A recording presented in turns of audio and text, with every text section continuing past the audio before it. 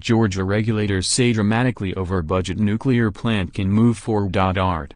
The Georgia Public Service Commission, PSC, wants to keep 2 under-construction reactors at the Vogtle nuclear plant alive. According to a proposal offered by Commissioner Tim Echols and unanimously supported by the rest of the PSC, the plant will allow majority owner Georgia Power to place some of the financial burden of completing the project on ratepayers, that is, utility customers. Vogtle is the only nuclear plant currently under construction in the U.S., and when it comes online it will be the first new nuclear plant to do so in 3 decades. With some incentives for completion included in the PSC's proposal, the reactors are now anticipated to come online in 2021 and 2022. The reactor build-out project faced cancellation this year after nuclear developer Westinghouse declared bankruptcy. Vogtle's reactors have been delayed repeatedly. Originally they were supposed to come online in 2016 and 2017, and are dramatically over budget. Georgia Power said it would need an additional $8.9 billion to complete the project.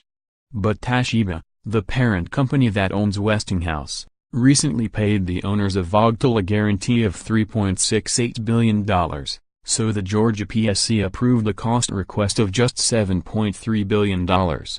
Use your Toshiba money to finance the rest, was the PSC's message, including financing costs. The total amount required to bring the project to completion is expected to be around $10.5 billion.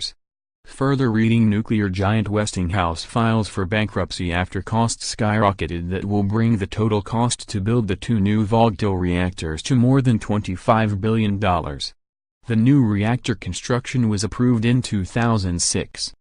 The Vogtle expansion, which will add a 3rd and 4th reactor to 2 existing reactors, is about 40% complete, according to the Florida Times Union.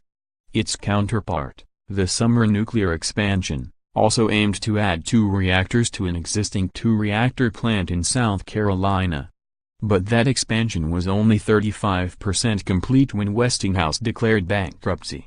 Facing more than $11.5 billion in additional construction costs to finish, the project's 45% owner, Santee Cooper, said it would walk away from the project. Summer is not expected to be completed. The Georgia PSC's vote to move Vogtle ahead interestingly appeared to hinge on predictions about the price of natural gas in the future. The owners of the plant expansion argued that construction should continue because the new reactors would become cost-effective if natural gas prices rose in the future. The PSC's internal analysis suggested that natural gas prices would not rise, and thus the reactor expansion would not be economical.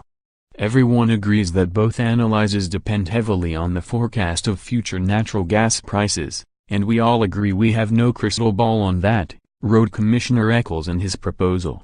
I am not willing to trust any one snapshot forecast today of future gas prices as a basis for abandoning the nearly $5 billion we have already invested in this 60 to 80-year asset. The go-ahead from Georgia's PSC is not unconditional. It allows the PSC to reconsider its approval if certain nuclear tax credits are not approved. According to Utility Dive, the tax bill Congress just passed does not extend the nuclear PTC, though Senator Lisa Murkowski told Utility Dive they could include it in an extenders package next year.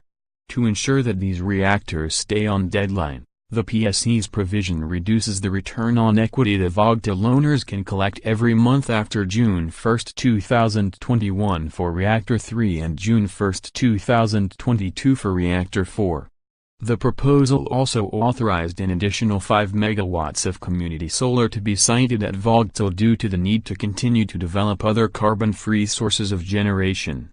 Utilities and regulators have come to different conclusions about how best to develop carbon-free energy. In August, Duke Energy Florida decided to cancel plans to build a nuclear plant in western Florida and instead begin a 700 megawatts expansion of solar capacity around the